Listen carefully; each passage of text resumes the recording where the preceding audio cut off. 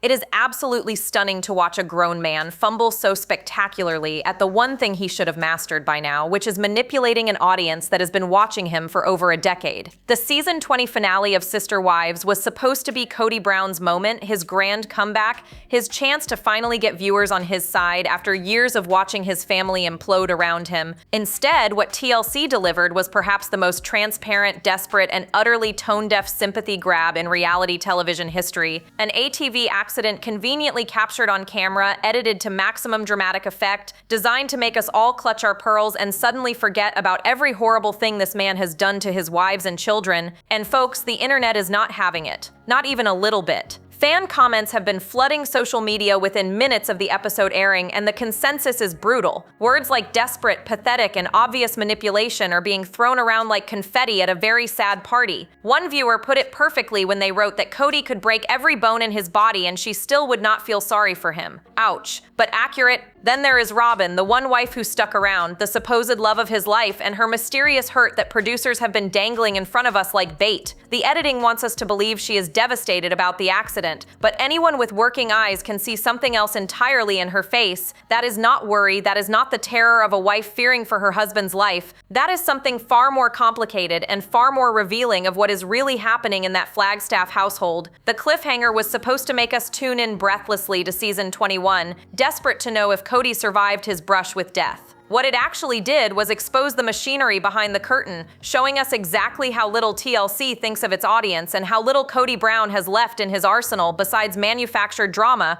Let us set the stage for this absolute disaster of a finale, because the context matters. Season 20 was clearly framed from the very first episode as Kody's redemption arc. The promotional materials practically screamed it. The editing softened his rougher edges. The interview segments gave him ample opportunity to reflect, to express regret, to position himself as a man who had learned from his mistakes. TLC was betting big on the theory that enough time had passed, enough dust had settled, that maybe, just maybe, audiences would be willing to give Kody Brown another chance. They were catastrophically wrong. Throughout the season, viewers have watched with increasing irritation as Kody attempted to rewrite history. His talking head segments were filled with carefully crafted excuses, subtle blame shifting, and that particular brand of self-pity that has become his trademark. He was the victim of circumstances. He was misunderstood. His wives simply would not submit to his leadership. And how was any man supposed to build a family under those conditions? The audacity of it all had fans reaching for their blood pressure medication. So when the finale rolled around and producers decided to end on a cliffhanger featuring Kody's ATV accident, the calculation was painfully obvious.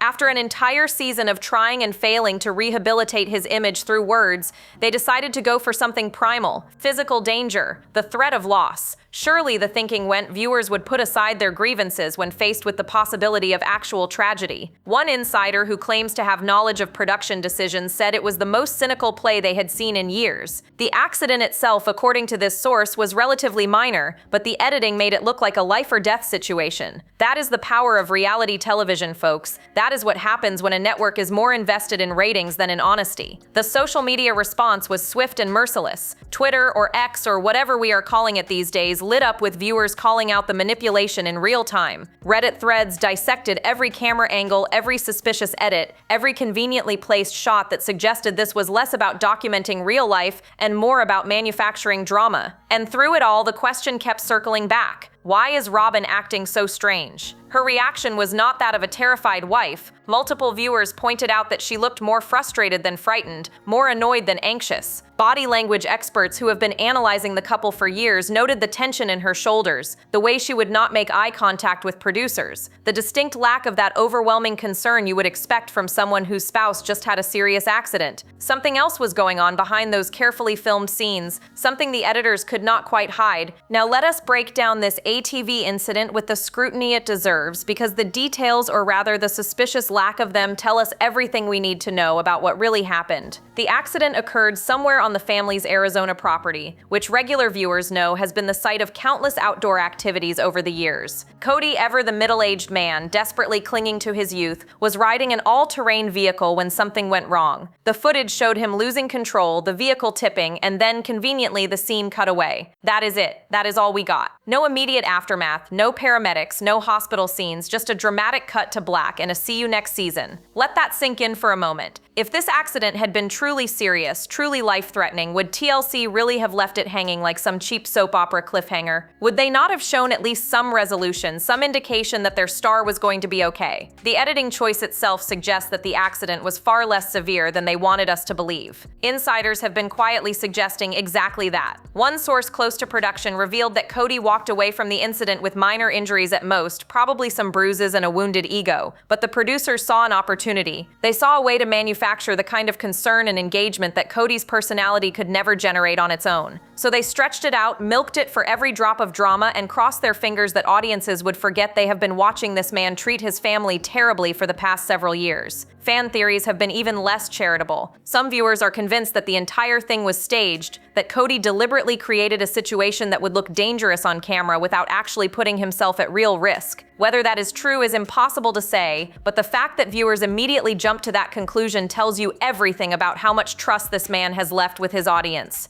Zero. Absolutely zero. He could be genuinely injured, genuinely suffering, and the overwhelming response would still be skepticism and eye rolls. That is what happens when you spend years gaslighting everyone around you on national television. Others have pointed out the convenient timing of it all. The accident happens right at the end of a season that was supposed to rehabilitate Kody's image but largely failed. It happens right when ratings needed a boost. It happens right when TLC needed a reason for viewers to come back for another season of a show that many believe has run its course. Coincidence, maybe, but in reality, television, there are no coincidences, only calculations. And this particular calculation was so obvious that even casual viewers could see the strings being pulled. While Kody was busy playing the victim on the ground next to his overturned ATV, the real story was written all over Robyn's face. And folks, what we saw there was not the anguished concern of a devoted wife fearing the worst. It was something else entirely. Something that producers clearly tried to minimize in the edit but could not entirely erase. Let us talk about Robyn's mysterious hurt that has been teased alongside this accident drama. The preview materials suggested she was devastated, heartbroken, struggling with something profound. And technically, that might be true, but it has nothing to do with Kody falling off a recreational vehicle. Body language experts who have been analyzing Sister Wives footage for years have weighed in, and their observations are fascinating. They note that Robyn's posture in the accident scenes was defensive, closed off. Her facial expressions showed flashes of irritation that she would quickly suppress when she noticed the cameras. There was none of the frantic energy you would expect from someone genuinely terrified for their spouse's well-being. One analyst described it as the body language of someone who is annoyed that they have to deal with yet another problem. Allow me to translate what that means in the context of the Brown family dynamics. Robyn has spent years being painted as the villain by viewers who watched her become Kody's clear favorite while the other wives were pushed aside. She has defended him, supported him, and stood by him through scandal after scandal. And what has she gotten in return? A husband who alienates all of his other children, a shrinking family support system, and the exhausting task of propping up a man who seems incapable of genuine self-reflection. Sources close to the couple have been whispering that the Robyn we see on camera is a carefully managed performance. Behind closed doors, according to these insiders, she has been increasingly vocal about her frustrations. One friend allegedly heard her say that she did not sign up to be his only support system, that she thought this life would look very different by now. The hurt that TLC is teasing is not about the accident, it is about the slow realization that she hitched her wagon to a falling star. Reports suggest Robyn has been privately venting about Kody's behavior to a small circle of trusted confidants. She is allegedly frustrated with his inability to repair relationships with his children. She is tired of being the only one defending him while the ex-wives thrive publicly. And most damning of all, she is reportedly questioning whether the choices she made were worth it. The fairy tale she believed in, the spiritual marriage that was supposed to elevate them both, has turned into a prison of bad publicity and family estrangement. If you want to understand the full scope of Kody's desperation, look no further than his Cameo account. For those unfamiliar with the platform, Cameo allows celebrities and quasi-celebrities to record personalized video messages for fans who pay a fee. It is generally used for birthday wishes, encouragement, and harmless interactions. But Kody has transformed his Cameo presence into something far more revealing. A confessional booth where he dispenses his version of events to anyone willing to pay for the privilege. Recent cameos have shown Kody leaning heavily into victim mode. He talks about being misunderstood, about how the show does not capture the full picture, about how he has tried so hard to make things work but has been met with resistance at every turn. In one particularly telling video, he reportedly said something to the effect of, "People do not realize how much I have sacrificed for this family, and the lack of appreciation has been devastating. Let that irony wash over you. A man who chose a favorite wife while neglecting the others, who became estranged from the majority of his children, who dismissed the pain of those closest to him, is now complaining about a lack of appreciation." The audacity is almost impressive in its complete disconnection from reality. His social media strategy since the finale has been equally calculated. Kody has maintained near total silence, letting the cliffhanger do his talking for him. The thinking is clear. If he says nothing, viewers might imagine the worst. They might worry, they might soften their stance. But the strategy has backfired, because silence from a man known for running his mouth constantly just reads as manipulative game playing. Fans are not filling in the blanks with concern. They are filling them with suspicion. Compare this victim narrative to his documented treatment of his children, and the contrast is staggering. This is a man who told his son Gabe that he did not have room for him in his life, who made Isabel feel so unsupported that she moved across the country for surgery without her father present, who has consistently prioritized Robyn's children over the 18 biological and adopted kids from his other marriages. These are not allegations from bitter ex-wives. This is footage that aired on national television. So when Kody now positions himself as the suffering patriarch begging for sympathy through paid videos, it lands with a thud. One former fan summarized it perfectly online when she wrote that he spent years making everyone else feel small, and now he wants us to feel sorry for him because he fell off an ATV. The math is not mathing, Kody. Speaking of that documented treatment of his children, their response to the finale accident has been perhaps the most devastating indictment of Kody's character yet. And folks, it is not what they said that speaks volumes. It is what they did not say. In the hours and days following the cliffhanger finale, social media was conspicuously absent of one thing: concern from Kody's own children. No worried posts, no requests for prayers, no public well wishes for their father's recovery, just deafening, damning silence. Think about that for a moment. If your father appeared to have a serious accident on television, even if your relationship was strained, even if there were years of hurt between you,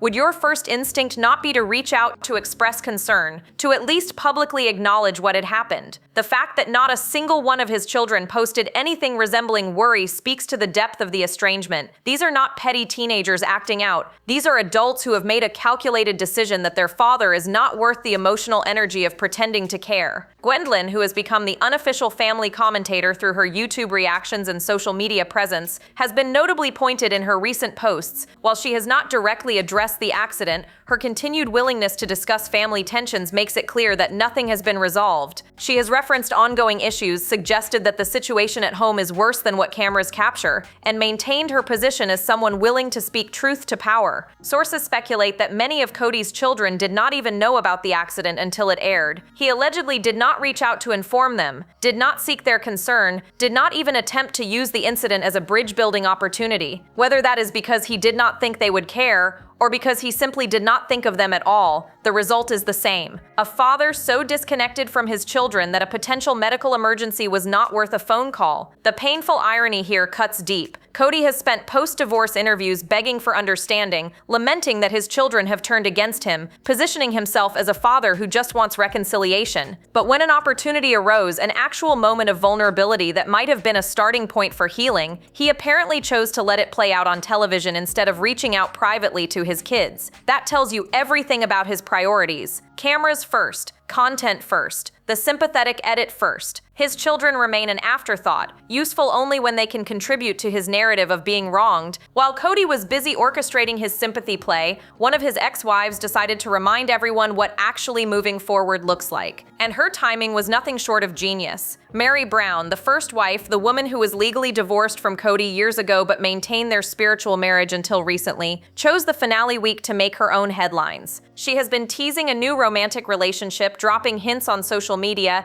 and for the first time in what feels like forever, she actually looks happy. Let that contrast sink in. Kody is on the ground next to an ATV, begging for concern he does not deserve. Meanwhile, Meri is posting cryptic but joyful updates about new beginnings and second chances. Kody is trapped in a narrative of victimhood and desperation. Meri is writing a new chapter entirely. Guess which story viewers actually want to follow? The response to Meri's dating reveal has been overwhelmingly positive. Comment sections are flooded with well wishes, encouragement, and genuine excitement from fans who have watched her struggle through years of rejection and diminishment. People are rooting for her in a way they simply will never root for Kody, no matter how many accidents he has. One particularly viral comment captured the mood perfectly when a viewer wrote that Meri spent decades waiting for Kody to love her, and now she is finally loving herself. The implication was clear. Kody could never inspire that kind of support because Kody has never demonstrated that capacity for growth. The strategic timing of Meri's reveal was either incredibly lucky or incredibly smart. By making her news public during the finale week, she ensured that any conversation about the show would include her happiness alongside Kody's manufactured drama. Every article about his accident also mentioned her new relationship. Every social media discussion contrasted his desperation with her liberation. She did not have to say a single negative word about him. She just had to be publicly, visibly, undeniably thriving. Insiders suggest this was not accidental. Meri has learned a thing or two about media manipulation from her years on reality television, and she knows that the best revenge is not attacking your enemy but simply living well in front of them. Her happiness completely overshadowed his sympathy play, proving once again that the Browns who left Kody behind are the ones viewers actually care about. If Meri's dating news was a distraction from Kody's drama, Christine and Janelle's ongoing success stories are a full-scale redirection of the entire Sister Wives narrative. These women have turned their post-Kody lives into a masterclass in thriving, and their divorce party energy, as fans have come to call it,